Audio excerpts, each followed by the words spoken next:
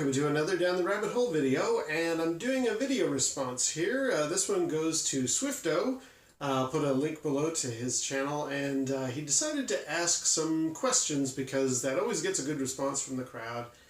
And I wasn't really planning on doing any video responses for a while because of his first question, which I'll get to in a second, but I just thought it's kind of related to things, so yeah, you know what, I'm actually going to do this, and I haven't done a video response in quite a long time, so kind of looking forward to getting one of these out there. So, his full channel is Sane Swifto Cilios. I've mentioned him before.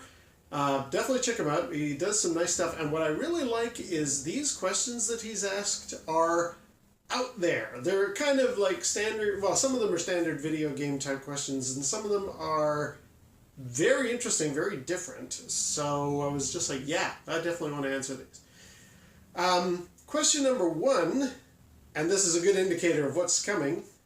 Swifto wants to know, how are ya? Which is something I've never really encountered before in a question. Are you all right? He asks. So to answer that question, no, I'm not. It may not be coming out in the camera, but I just posted my Vancouver Fan Expo video, and for that I was doing the Assassin's Creed thing, Jacob Fry, all dressed up, top hat and the whole 9 yards. And I had some sideburn mutton chops on, and I've used this adhesive before, but I don't know if it's visible. I've got a little bit of a breakout from that, and so as a result I'm kind of not showing my face on camera. It's getting better. It's on the mend. I think I've almost run its course. But if you don't see my face for the next couple videos, or I think I've got an old Farts Watch anime kind of in the hopper, I might bring that up. So if I look better in that video, it's actually because I filmed it before. So yeah, am I all right? I'm fine, except for this rash thing. It will be going away soon, I hope. So, yeah, that's sort of the answer to Swifto's first question. His second question, and this is again an indication of how he likes to think outside the box. Question number two is he all right? Is Swifto okay? And again, that's kind of an interesting one. I think he says in his replies that he was kind of joking with these questions, but I'm going to seriously answer it. I think he's doing all right. I think Swifto's managed. I know he went away for a while and he came back and decided to relaunch his channel, and it's been going pretty well for him. He's been doing some neat funny stuff that has been making me and my wife have a hell of a good time just watching his videos, and he seems to be, you know, building up his confidence and being a little more out there and being involved. So I would hope anyway that the answer to question number two is Swifto's doing all right. And question number three is similarly a little bit odd. I think he was just going for jokes again, but nobody else has asked this. What's your favorite gaming cheese? As in, I think, what kind of cheese would you eat while playing a video game? Okay, as it so happens, I'm a big cheese fan. I love cheese. I love Stilton and Gouda and Camembert and Gruyere and Havarti. You name it, I like it. I haven't tried a lot of the blue cheeses. I should do a video about that. Anyway, to get on point though, if I'm playing a game and I've got a real hankering for cheese, which is not uncommon for me, I'm going to sound very boring and just say good old-fashioned cheddar. I really like cheddar, and in addition to just everybody likes cheddar, so it's a safe comment or safe reply to that question. But there are benefits to cheddar. If you're playing games, if you're holding a controller, it's not gooey, it doesn't leave like a residue, it's not all like if you're having boursin or something like that, you're not picking up a controller for a while. So cheddar is my favorite gaming cheese, and I don't think that's the first time I've ever been asked that question. Swifto's fourth question, and this is a little more standard type of stuff. What's your favorite games console or computer, and why? Now, I did quite a lot of PC gaming in the 90s or so. In fact, I went away from consoles for the longest time. The reason is because of a specific button Gonna do a video about that someday. So I was a PC gamer, but I don't really like. I think he's thinking more like Amiga or ZX Spectrum, that kind of thing. Which here in Canada we really didn't dabble too much, and the Apple II was kind of our basic computer for the longest time here. And then you got into all the 286s and 386s. So I don't really have an affinity for a specific video game or a specific gaming computer. So I'm going to go with my favorite console, and I've thought about this for a long time before these questions came up. I always sort of asked myself, so what's your favorite gaming console? And it's down to two, and it's difficult to choose between them. I think there's a winner. The Atari 2600 is so beloved by me. I mean, I grew up with that. That was my first console. I had a Pong machine before that, but that was my first console. And if I play some of those old games, like instantly a lot of memories come back. The opening little theme song to Pressure Cooker, I'm right back to the early 80s with my controller in my hand and sitting cross-legged in front of the big TV and all that stuff. And Adventure's great, and Missile Command, and I mean, there's so many really good games. So the Atari 2600 is deeply nostalgic for me. Is it my favorite console?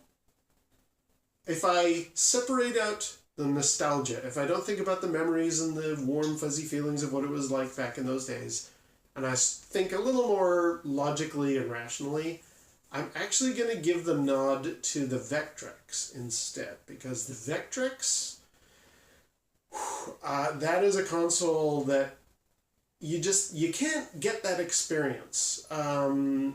If you can't get a Vectrex because they're very expensive, I'd recommend maybe there's that app that you could download and use on your iPad and stuff.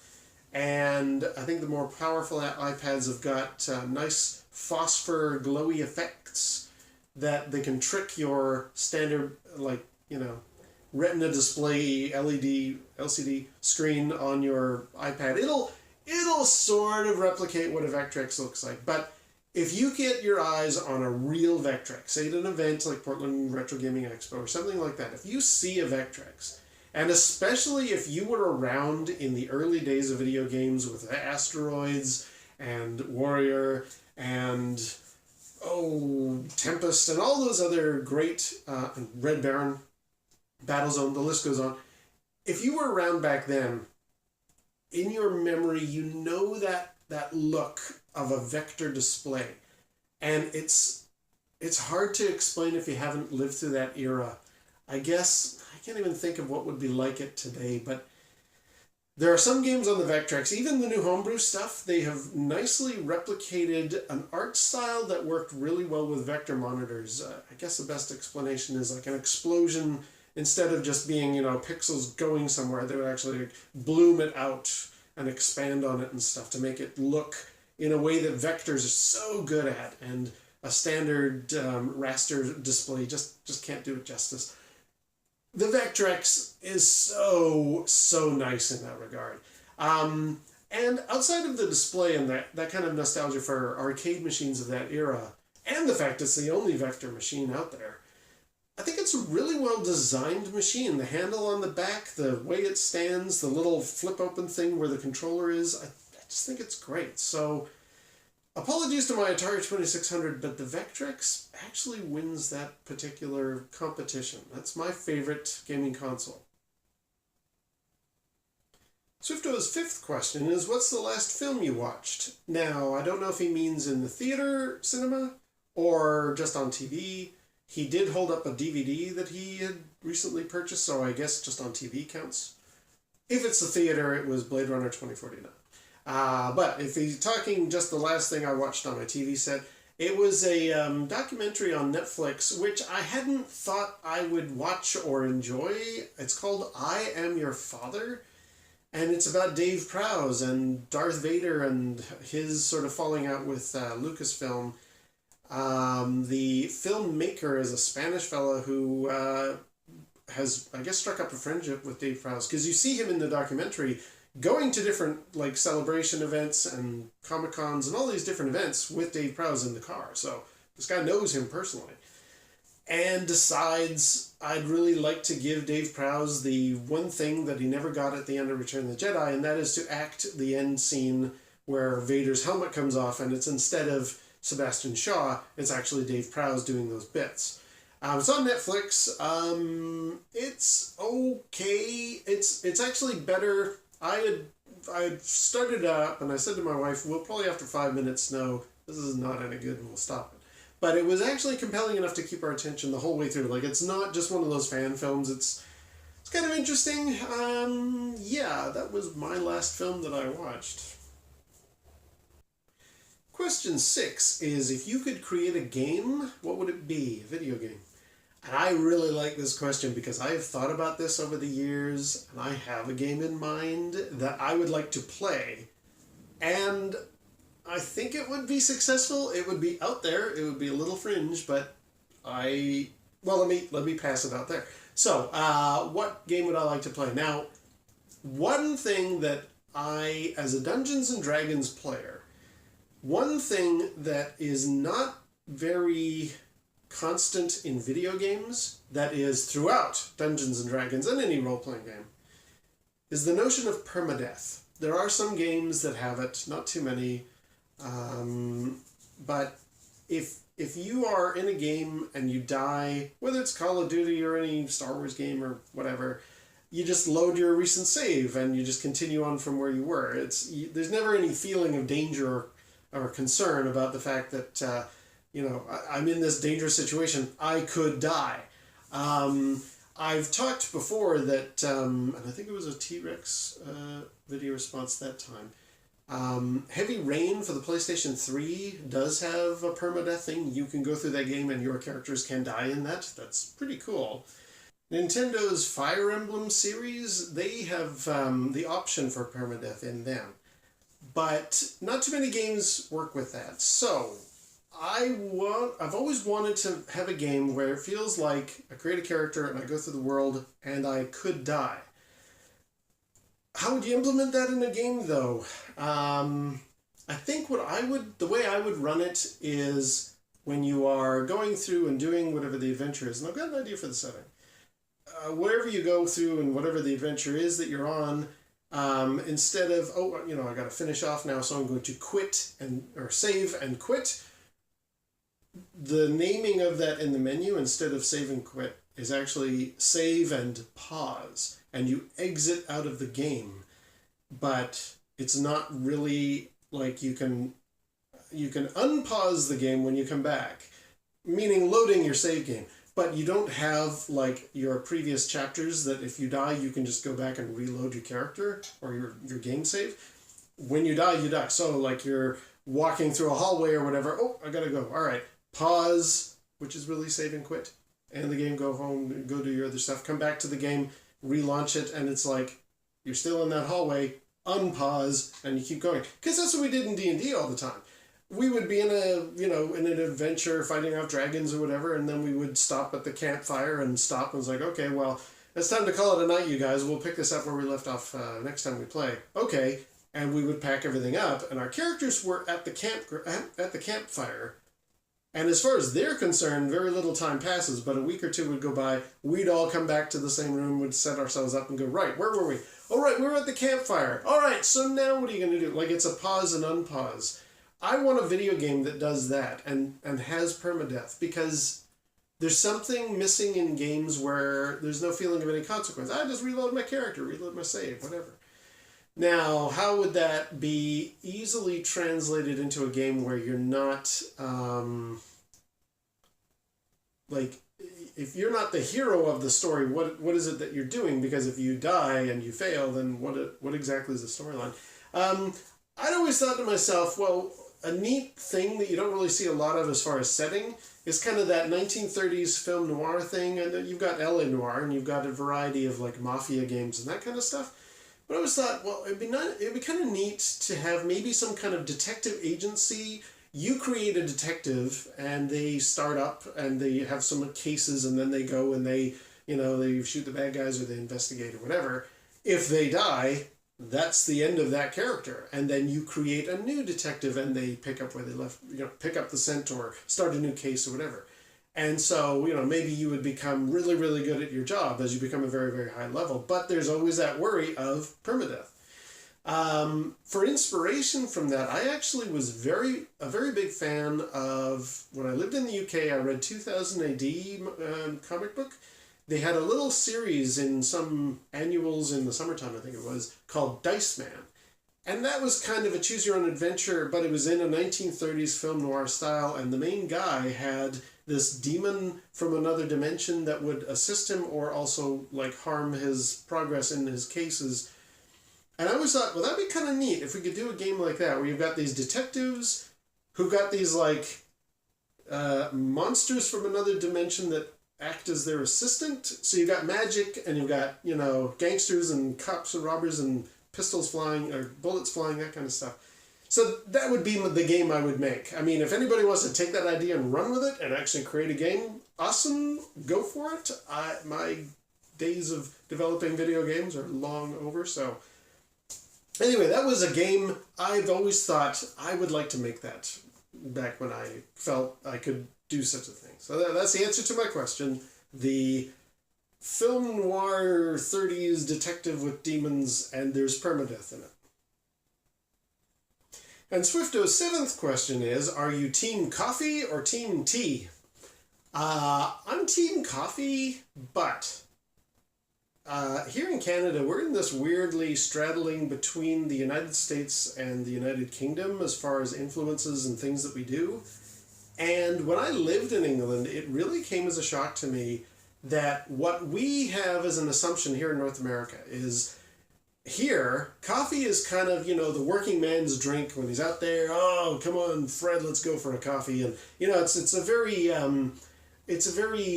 standard thing everybody does, and tea is for special events or for very high society polite behavior.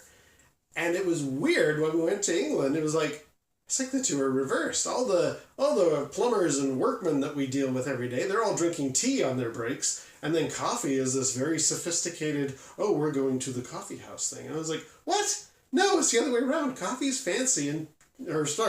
fancy, and coffee is like your average Joe drinks that. Okay, that's kind of different. I imagine that's all due to the Boston Tea Party.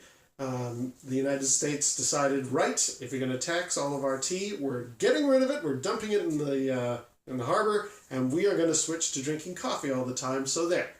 Ironically, my wife and I went to Boston 3 years ago, and we did the Boston Tea Party little thing. You can go and you can see, it's not the exact spot where it happened because they've actually paved over that harbor. It's all built up now with buildings and that, but they have a little place that you can hear historians talk about it, and you can see an actual crate that was washed up on the shore that actually had some of that tea. It's actually in a special little enclosed area. Anyway, what I thought was really weird is at the end of the tour, you can have some of this, you can have one of 3 different types of tea. And so in the Boston Tea Party kind of exhibit, they are celebrating tea. And I'm just like, okay, I don't understand. You got rid of tea because of what was happening with King George the Fifth? Who was it? King George was going to tax all of your tea. No, he was recent, wasn't he? King George II? Anyway, the king was going to tax all of your tea, so you all dumped it in the harbor. Why are you now, like, selling Boston tea and making it this celebratory thing? I don't understand that. That seems counterintuitive. If anybody's from Boston, explain it to me, because when we went there, I was drinking the stuff and I was enjoying it. I even bought some for my mom, but I just thought, very strange that a city that is infamous for having dumped all of its tea, and the whole country switched to coffee for that, is now drinking tea a lot, or at least at this event. Very strange to me. Long and short of it is, I'm team coffee, but it's mostly because that's what I have been exposed to a lot here, so that's what I mostly drink. I like tea, though. And question number 8 is, what was the last book you read? I've read a few, not to the end. I actually did talk about in my chess video. I've got that big book on the history of chess, which I got through a lot of, but I haven't finished it. So I'm just like, okay, I'm not going to choose a book that I haven't actually finished reading. So the last book that I actually finished off was called Serum. It was a book my dad recommended. It's also a fairly big book. And it's all about the history of Salisbury. And it kind of starts off in essentially like caveman era almost. Like these very primitive jungle hut type dwellers living in this place. And they talk about the kind of, there's this one guy who has distinctive features which carry through the story, all the generations. You keep running into the descendants of this guy, which is kind of interesting. And it does. It goes through like medieval times and the Renaissance and through all the way up to the 1980s. Like it actually is a huge history, a fictionalized telling of the place. And how Sarum was the original name, the Celtic name for that place. As the population grew, they move away from the hilltop, I think, that Sarum is actually referenced, and sort of went down into more of the area surrounding the hill, and that became Salisbury. Salisbury, I think, it's the descendant or the evolved name of Sarum, which is up on the hill. It was quite an interesting book. The ending, I thought to myself when I was reading it, how are you going to finish a book that kind of does this whole scaling across and stuff? The ending's okay. It was kind of interesting. A recommendation I'd make for somebody who's into that kind of thing is a really good movie called The Red Violin. Kind of the same thing. It's this violin which has an unusual red color to it. And it's from its creation in the 1700s, I want to say, all the different people who played the violin through various centuries up to the modern day where Samuel L. Jackson is tracking down its origins and stuff. That's a really good movie on that same subject. Red Violin, I recommend it. Now, question number 9 is my favorite of these questions, and it's going to be a very lengthy reply, and I know this video is already really long, but I love this question, and I'm going to give it its proper time, its proper due. Question number 9 is, he talks about, Swifto mentions, the Voyager spacecraft, when it went out into space, it had a little gold platter on it, which had not only directions for how you can find the Earth, and here's what a human male and a human female look like, come and see us, and it had music on it and various other things. He says they didn't have video games back in those days. Technically, I guess they did, but for argument's sake, okay, if you could now send another one of those probes off into space, and you can include video games as kind of a cultural thing that represents humanity, what games would you send out into space so that aliens could find it? Something that represents humanity. Now, Swifto did say games, plural. So thank goodness, because I couldn't narrow it down to one. I've got about 5. Swifto himself had a really good recommendation. Civilization. Sort of the beginning of humanity from caveman era all the way up to space travel. It's like, yeah, that's a good one. My 5, and I'll try to go through these quickly, but there's a reason. There's kind of a logic to each one. Game number 1 has got to be Pong. Why? Because I think if I'm an alien and this thing suddenly fires up on the screen with, I guess, a couple of paddle controllers, I assume the controls come out and you are allowed to play it. I would be like, what is this and why is there a ball bouncing back and forth? I don't understand what this computer wants me to do right now. Pong, I think, instinctively, an alien species would grasp very quickly what's going on in Pong. And would then eventually realize, oh, you turn these dials and the paddles go up and down and you bounce out. Oh, it's a game! Okay, I think Pong would need to be in there because just like for us, the human race, learning how video games work, I think Pong really is the best one to introduce an alien civilization to the concept of video games. Here is a blank screen with a ball that bounces back and forth, and it goes brrr if you do it wrong. So it's like, oh, that's a bad thing. Okay. Move the paddles up and down and bounce the ball back and forth. Yes, Pong has to be in there. Second game I would recommend, and it's along the same lines, is Pac-Man. Because again, assuming a little joystick comes out, it's the next step up. You've got some color, and it's again an incredibly intuitive game. It's like, oh, you go around eating the dots, and you hit the power pellets, and then you can chase the ghosts. Like, I can't think of... it would be very interesting to find somebody on Earth who's never played any video games at all. I guess some, obscure tribe in like darkest Peru or whatever, and throw them in front of a Pac-Man machine. Would they be able to instantly figure out what's going on here? I think so. I think Pac-Man really works. It's so simple, incredible. I mean, it's a classic. It's an incredibly fun game. I think that one's got to be in there. The third one, now I want to get to the final, and to get there I need to introduce like humans and a little more complexity of control and stuff like that. For that, my vote would actually be the first Tomb Raider. You've got a human being running around, so now the aliens would be like, oh, okay, we're moving this bipedal creature that has hair and moves around and can jump. And the other nice thing with Tomb Raider is it shows you a bit of our world, a bit of our planet. She's crawling around in tombs, but not only that, there's jungle levels, there's ice levels and snow. It gives an alien species an idea of, okay, these are what these creatures are. They're not little eating mouths and they're not two paddles. This is a representation of their species. Lara Croft. Congratulations, Lara Croft. You represent humanity, apparently, in my eyes.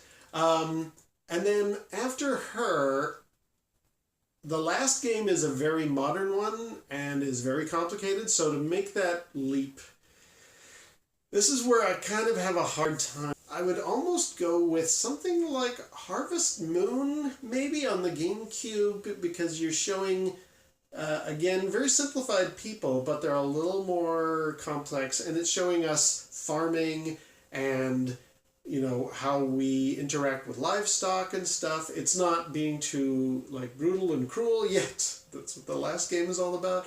But it's kind of like, here's a little story of what humanity is like. We are these beings that have learned how to grow crops and build houses and roads and that kind of stuff. I think something like Harvest Moon, maybe.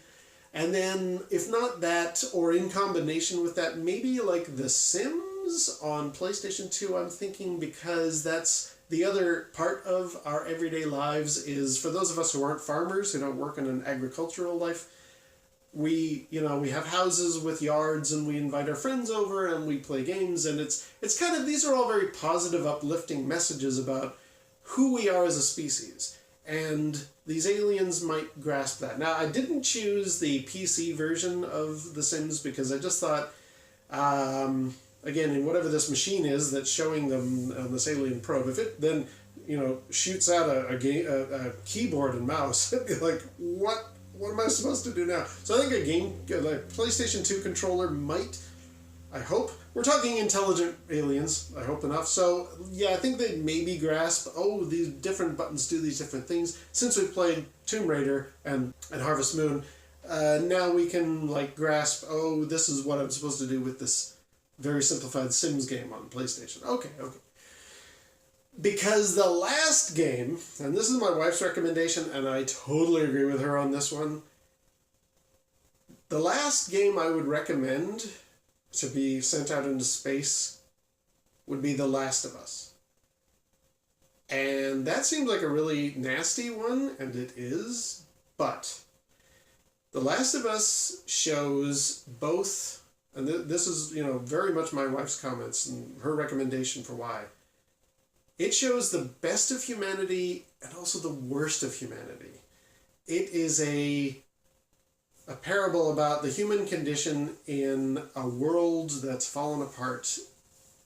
And I think it's incredibly poetic and would sort of instruct or illustrate to an alien species, this is what we are like, really. So I don't know if you want to come and meet us or not because of what happens. And this isn't necessarily showing you that the world has fallen apart.